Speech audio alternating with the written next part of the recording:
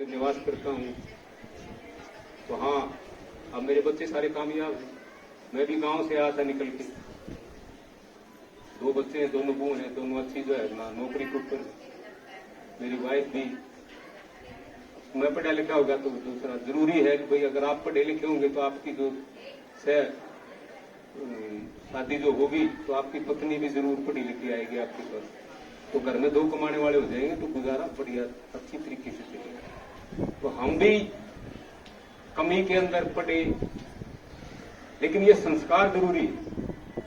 बगैर संस्कार के कुछ नहीं है जीवन के अंदर। अगर पेरेंट जो संस्कार देगा, सबसे पहला तो घर के अंदर माँ बाप, माता पिता, और फिर आता है सम्मान जो है ना टीचर का।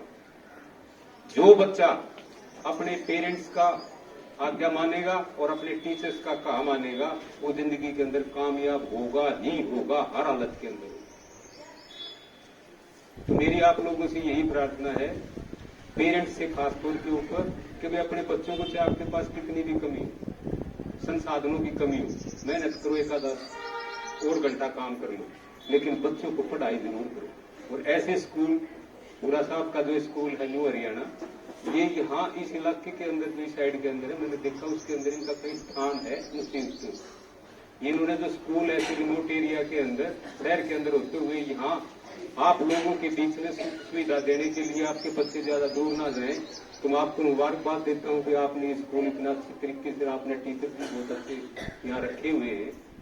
और आपको पता है कि कितना स्कूल के अंदर खर्चा होता है, टीचर्स को देना है, बिजली की है, पानी का है, बच्चों को स्पोर्ट्स के बारे में, दूसरा जो भी कुछ देना है। आज जो स्कूल चलाना है वो फायदे का सौदा नहीं है। कभी ये सोच रहे हो कि कोई फायदे का सौदा है?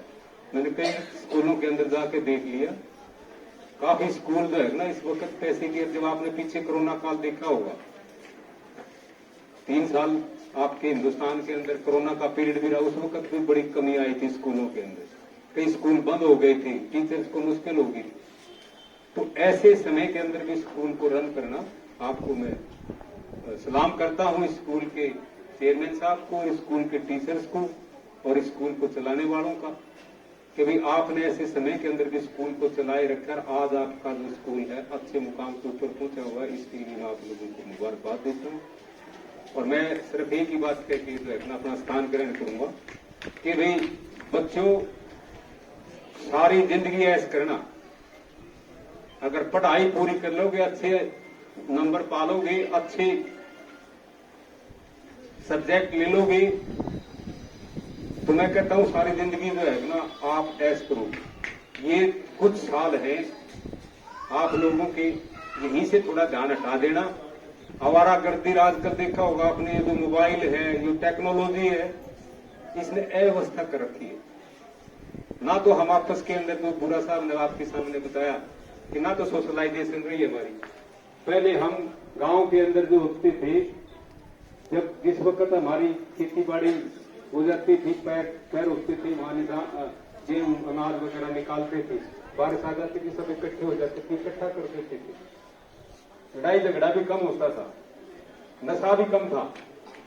ये चीजें तो थी नहीं जो आजकल टेक्नोलॉजी जितनी भी आगे ऊपर गई, उसका दुष्ट जो है ना वो परिणाम निकले। अब बच्चे लगे रहते हैं इसके अंदर, ठीक है, टीचर्स वगैरह आजकल ऑनलाइन भी करवाते हैं, वहां तो बेसिक रखते हो, लेकिन इसके दुष्परिणाम जो है आपके सामने आते हैं। तो आपका स्कूल दिन रात चौगनी तरक्की करें। ये गए पुराने कहावत में आपको शेयर करूं। एक बाबा जी के पास कोई आदमी दवाई लेने चला गया शुगर की, और बाबा जी को ज्ञान था नहीं। उसने उसको आशीर्वाद दे दिया हाथ रख करके, बिला जा बेटा ठीक हो जाएगा। तो ये उससे तो ठीक होना था नहीं। बाद में 10-15 दिन के बाद उसकी शुगर और ज्यादा बढ़ी। तो बाबा जी के पास फिर आया, फिर कहा कि बाबा जी मेरे तो शुगर तो नहीं कंट्रोल हुई, ज्यादा बढ़ गई, अब मेरा दवाई दूंगा तेरे को। मेरा फिर पहले क्यों नहीं दी?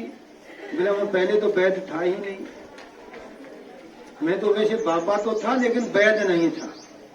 लेकिन मेरे बाद जब तू दवाई लेने आया तो मुझे समझ में आया लोग मुझे वैद्य भी समझते हैं, तो पहले तो मुझे वैद्य बनना पड़ेगा, और वैद्य बनना पड़ा। फिर मैंने क्या है शुगर की रिसर्च करी, ये इसकी ठीक कैसे हो, वो दवाइयां तैयार करी, फिर दवाई आज आपको दे दी, अब ठीक हो जाए। तो आदमी ने जिंदगी के अंदर ही बोलने से पहले वो बनना पड़ता है कि मैं जो बोलूं, जो शब्द बोलूं, क्या मैं वो शब्द बोलने योग्य हूं।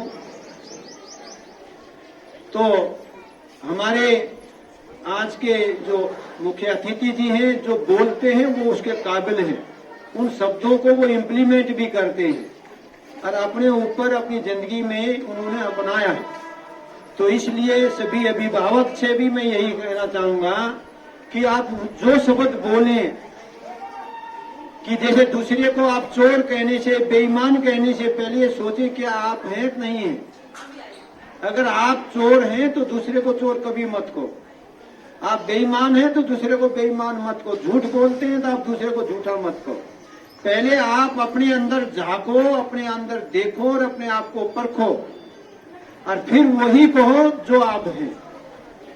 तो धीरे धीरे अपने आप को सुधारना शुरू करें, दूसरे अपने आप सुधर जाएं।